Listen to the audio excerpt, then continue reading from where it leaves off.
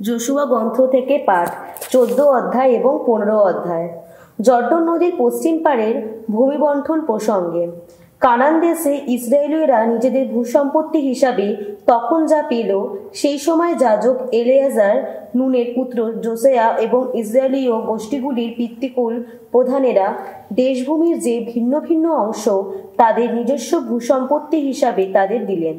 তা হলো এই: গুলিবাট করে এই ভূমিবণ্টন করা হলো। মোশির মাধ্যমে ভগবান তো সেই 9.5টি গোষ্ঠীর জন্যে তাই করার আদেশ দিয়েছিলেন। ইতিমধ্যে মোশি জর্দন নদীর ওপারে বাকি 2.5টি গোষ্ঠীকে তাদের নিজস্ব ভূসম্পত্তি দিয়েছিলেন।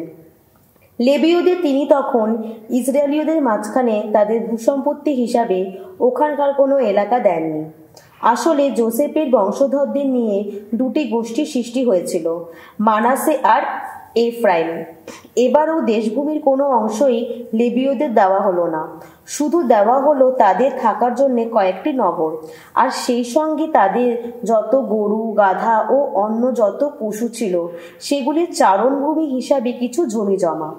ভগবান মোশিকে যা করার আদেশ দিয়েছিলেন, ইসরায়েলীয়রা সেই মতো সবকিছু করে দেশের ভূমি বণ্টনের ব্যবস্থা করল। একসময় গিলগালে জুদা বংশের লোকেরা যোশুয়ার কাছে এলো। কেনিজীয় জেফুনের পুত্রকালের তাকে বললেন, কাদেশ বার্নেয়ায় ভগবান আমার ও তোমার সম্বন্ধে ঈশ্বরের সেই আপন মানুষ মোশিকে যা বলেছিলেন সেই কথা তোমার তো জানাই আছে। কানান দেশের পরিবেশ পরিস্থিতি কেমন তা চুপিসারে দেখে নেবার জন্য যখন ভগবানের সেবক মোশি কাদেশ বার্নেয়া থেকে আমাকে পাঠিয়েছিলেন, তখন আমার বয়স ছিল 40 বছর। আমি তো তখন ওখানকার যথাযথ বৃত্তান্ত মোশিকে জানিয়ে দিয়েছিলাম।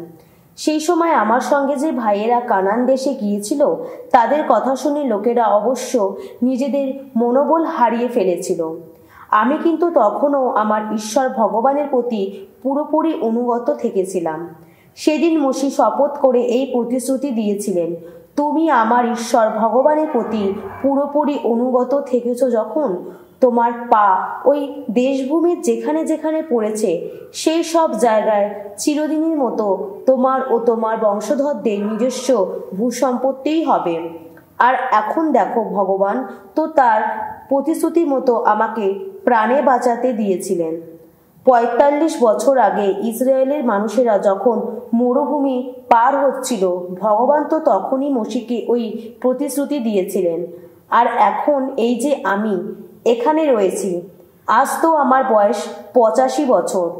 মোশি সেই যেদিন আমাকে কাজে পাঠিয়েছিলেন, তখন আমার যে শক্তি ছিল আজও তো সেই শক্তি রয়েছে। যুদ্ধ বা যে কোনো কাজের জন্যে তখন আমার যতটা শক্তি সামর্থ্য ছিল এখনও ততটাই রয়েছে। তাই বলছি, এখন তুমি ওই পার্বত্য অঞ্চলটি আমায় সম্পত্তি হিসাবে দাও। ভগবানের সেদিনকার প্রতিশ্রুতির মতোই তা দাও। তুমি অবশ্য সেই সময় এই কথা শুনেছিলে যে সেখানে আনাক বংশের একদল মানুষও আছে, শক্ত প্রাচীরে ঘেরা, আয়তনে বেশ বড় কয়েকটি শহরও আছে। তবে ভগবান যদি আমার সঙ্গে থাকেন, তাহলে তার প্রতিশ্রুতি মতো আমি নিশ্চয়ই ওদের দেশভূমি কেড়ে নিতে পারব।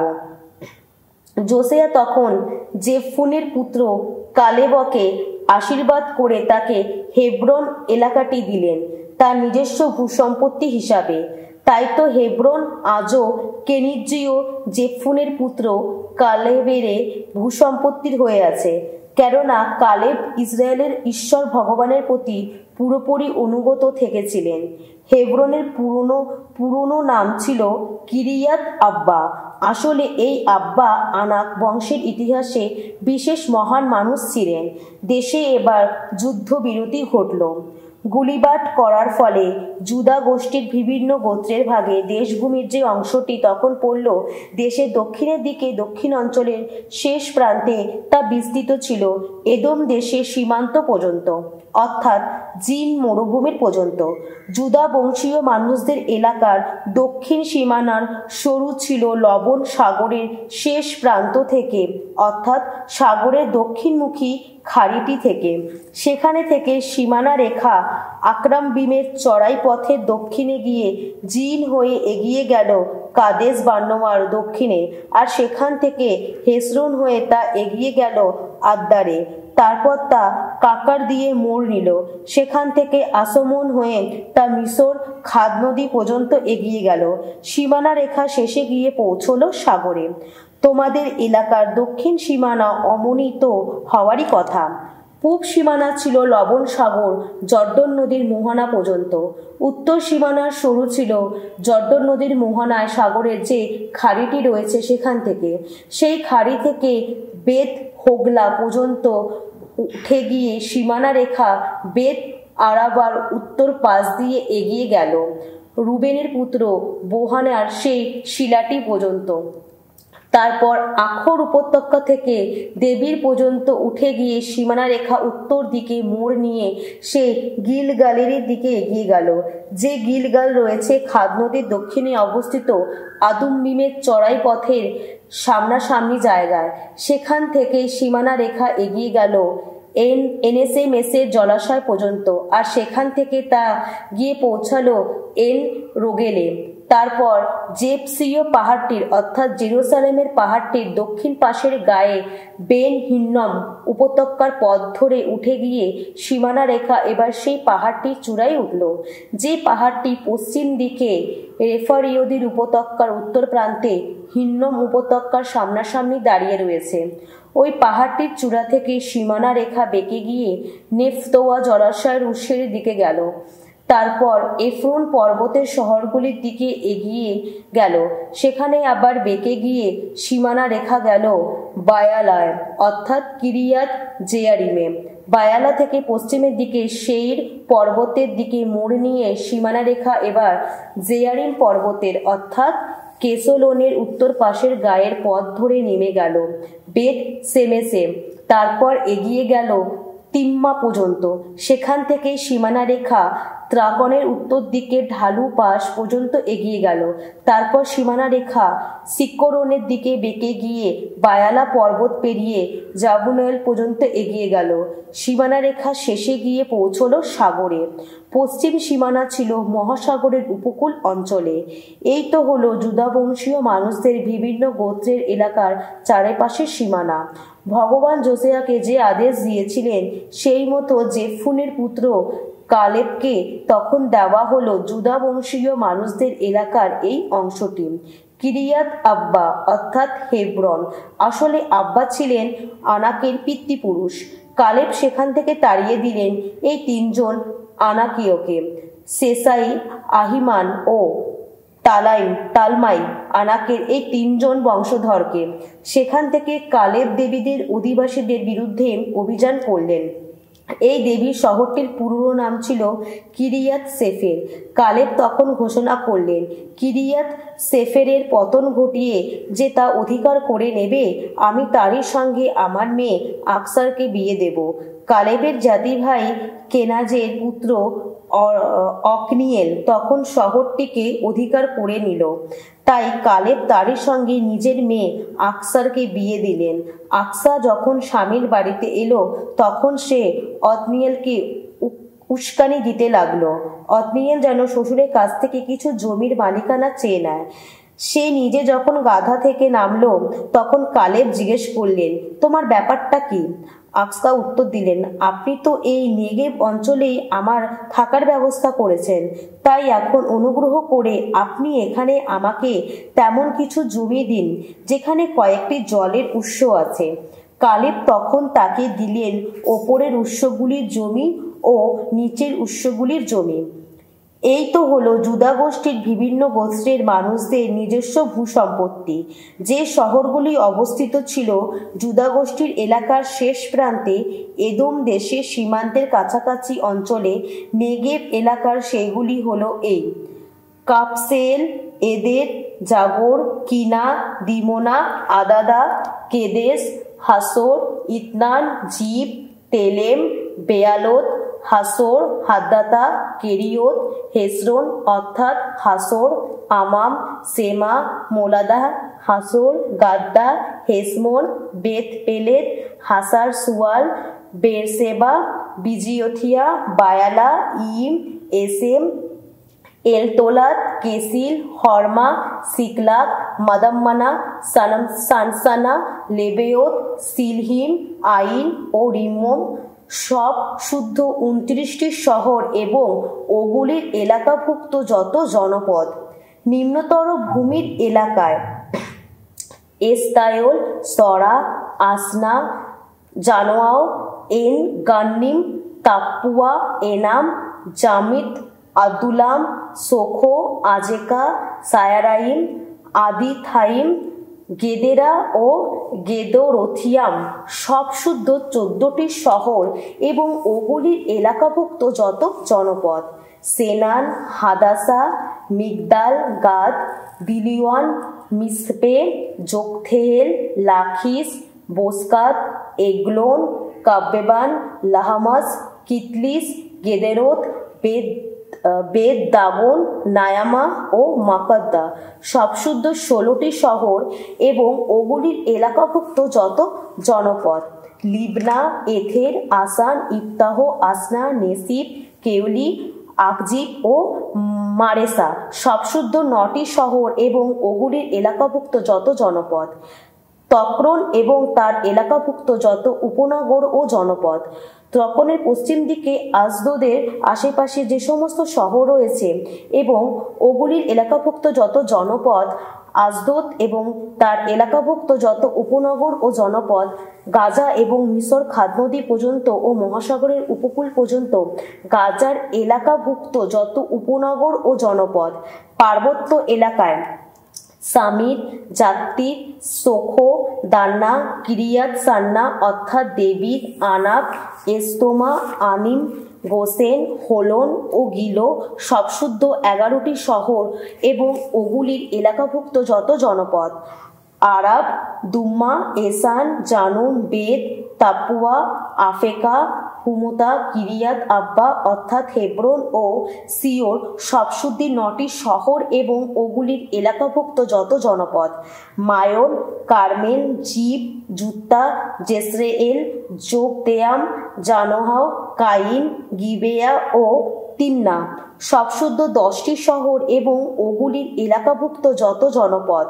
হালহুল, বেতসুর, গেদোর, মারায়াত, বেত আনত ও এলতেকন সব শুদ্ধ 6টি শহর এবং ওগুলির এলাকাভুক্ত যত জনপদ।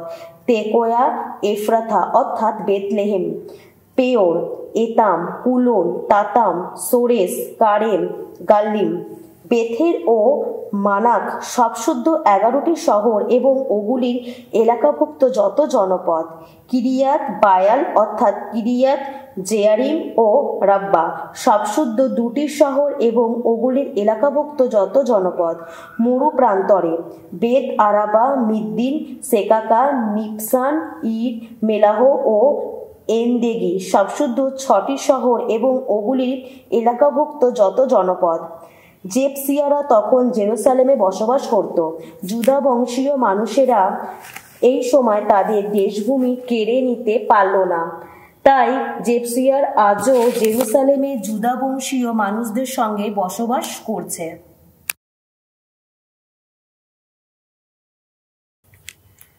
সামসঙ্গীত 110। ভগবান তো আমার প্রভুকে বলেছেন, এসো আমার ডান পাশেই বসো তুমি, তোমার শত্রুদের যতক্ষণ না করে রাখি আমি তোমার পাদপীঠ। ভগবান এবার সিয়ন থেকে তোমার রাজদণ্ড প্রভাব চতুর্দিকে ব্যক্ত করবেন, যত শত্রুর মাঝখানে তুমি প্রভুত্ব করবে। যেদিন জন্ম নিয়েছ তুমি, সেদিন থেকেই পেয়েছ তুমি রাজকীয় অধিকার, সেদিন থেকেই ভূষিত তুমি পবিত্র গরিমায়। ভোরের আগেই মাতৃগর্ভ থেকে জন্ম দিয়েছি তোমায়। ভগবান শপথ করেই বলেছেন, আর এই শপথে পরিবর্তন হবে না কোনো দিন। বলেছেন তিনি, মেলখিসেদেকের রীতি অনুসারেই যাজক তুমি, চিরকালেরই মতো। প্রভু তোমার ডান পাশেই তো আছেন, তার ক্রোধের দিনে তিনি যত নৃপতিকে নস্যাৎ করেন। বিজাতীয়দের বিচার করেন তিনি, স্তূপীকৃত হতে থাকে তার মৃতদেহগুলি। সুবিশাল এই পৃথিবীর বুকে যত শীর্ষ ব্যক্তিকে নস্যাৎ করেন তিনি। যাবার পথে ঝর্ণা জল পান করবেন রাজা, আর তাই তিনি আবার মাথা তুলে দাঁড়াবেন।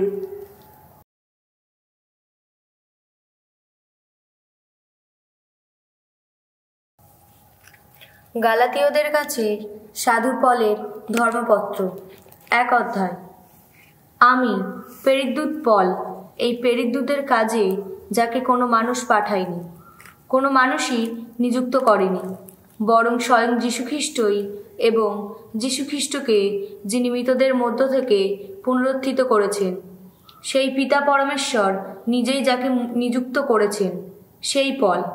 আমি এবং যেসব ধর্মভাই আমার সঙ্গে এখানে রয়েছেন, আমরা সবাই গালাতীয় প্রদেশের প্রতিটি মণ্ডলীর কাছে এই পত্র লিখছি। আমাদের পিতা পরমেশ্বর এবং প্রভু যীশুখ্রিস্ট তোমাদের অনুগ্রহ ধন্য করুন, শান্তি ধন্য করুন। এই নষ্ট সংসারের কবল থেকে আমাদের উদ্ধার করার জন্য প্রভু যীশুখ্রিস্ট তো আমাদের ঈশ্বর ও পিতার ইচ্ছা পালন করে আমাদের পাপের প্রায়শ্চিত্ত করার জন্য নিজের প্রাণ বিসর্জন দিয়েছেন। কীর্তিত হোক ঈশ্বরের মহিমা চিরদিন চিরকাল। আহা, তাই হোক। একটি ব্যাপার দেখে আমার অবাক লাগছে, খ্রিস্টের করুণায় ধন্য করে যিনি নিজের কাছে তোমাদের ডেকে এনেছিলেন, তাকেই কিনা তোমরা আজ এত তাড়াতাড়ি পরিত্যাগ করছো, আর এখন এগিয়ে যেতে চাইছো এক স্বতন্ত্র মঙ্গল সমাচারের পথে। অবশ্য স্বতন্ত্র কোনো মঙ্গল সমাচার যে আছে তা নয়, আছে শুধু এমন কয়েকজন লোক যারা তোমাদের বিভ্রান্ত করে তুলছে। খ্রিস্টের মঙ্গল সমাচার বিকৃত করতে চাইছে তারা। কিন্তু যদি কেউ, তা সে আমরা নিজেরাই হই কিংবা স্বর্গ থেকে নেমে আসা কোনো দেবদূতই হন, যদি কেউ তোমাদের কাছে এখন এমন একটা মঙ্গল সমাচার প্রচার করে যা আমাদের প্রচারিত সেই মঙ্গল সমাচারের সঙ্গে মেলে না, তার ওপর নেমে আসুক অভিশাপ। আমরা আগে যা বলেছি এখন সেই কথাই আমি আবার বলছি। তোমরা যে মঙ্গল সমাচার গ্রহণ করেছ তার সঙ্গে মেলে না এমন কোনো মঙ্গল সমাচার যদি কেউ তোমাদের কাছে প্রচার করে, তার ওপর নেমে আসুক অভিশাপ। এবার তোমরাই বলো, কার মন রাখার জন্য আমি এই কথা বলছি, মানুষের না ঈশ্বরের? বলো, আমি কি মানুষকেই খুশি করতে চেষ্টা করছি? যদি এখনও আমি মানুষকেই খুশি করতে চাইতাম, তাহলে নিশ্চয়ই আমি এখন খ্রিস্টের সেবক হতাম না। একটা কথা আমি এখানে তোমাদের স্পষ্টই বলতে চাই, ভাই, তোমাদের কাছে আমি যে মঙ্গল সমাচার প্রচার করেছি তা কোনো মানবীয় বাণী নয়, কোনো মানুষের কাছ থেকে আমি তা পাইনি, কোনো মানুষই তা আমাকে শেখায়নি, বরং স্বয়ং যীশুখ্রিস্টই আমার কাছে তা অলৌকিকভাবে প্রকাশ করেছেন।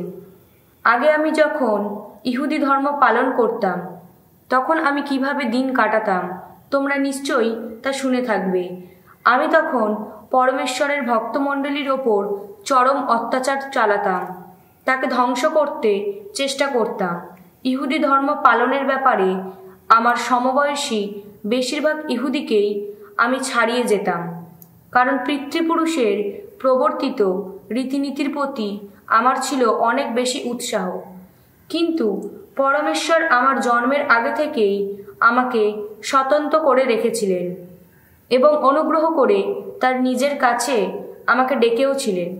একদিন তিনি প্রসন্ন হয়ে আমার কাছে তার পুত্রকে অলৌকিকভাবে প্রকাশ করলেন, যাতে আমি বিজাতীয়দের কাছে তার সেই পুত্রের মঙ্গল বার্তা প্রচার করি। তখনই কোনো মানুষের পরামর্শ না নিয়েই এবং যারা আমার আগে প্রেরিতদূত হয়েছেন তাদের সঙ্গে দেখা করতে জেরুসালেমে না গিয়েই আমি সোজা রওনা হলাম আরব দেশে। পরে সেখান থেকে আবার দামাস্কাসে ফিরে এলাম। তারপর 3 বছর পরে আমি পিতরের সঙ্গে পরিচিত হবার জন্যে জেরুসালেমে গেলাম। সেখানে 15 দিন তার সঙ্গেই রইলাম। প্রভুর তাই যাকব ছাড়া প্রেরিতদূতদের আরও কারো সঙ্গে তখন আমার দেখা হলো না। তোমাদের কাছে এই যা কিছু লিখছি পরমেশ্বর সাক্ষী, তা মিথ্যা নয়। আমি তারপর গেলাম সিরিয়া ও সিলিসিয়া প্রদেশে। তখনও পর্যন্ত আমি জুদেয়ার খ্রিস্টমণ্ডলীগুলির কাছে প্রত্যক্ষভাবে পরিচিত ছিলাম না। তারা শুধু এই কথা বলতে শুনেছিল, আগে যে লোক আমাদের নির্যাতন করত সে এখন সেই বিশ্বাসের বাণী প্রচার করছে, যে বিশ্বাস সে নিজেই একদিন নির্মূল করতে চেয়েছিল। তাই আমার জন্য তারা পরমেশ্বরের বন্দনাও করত।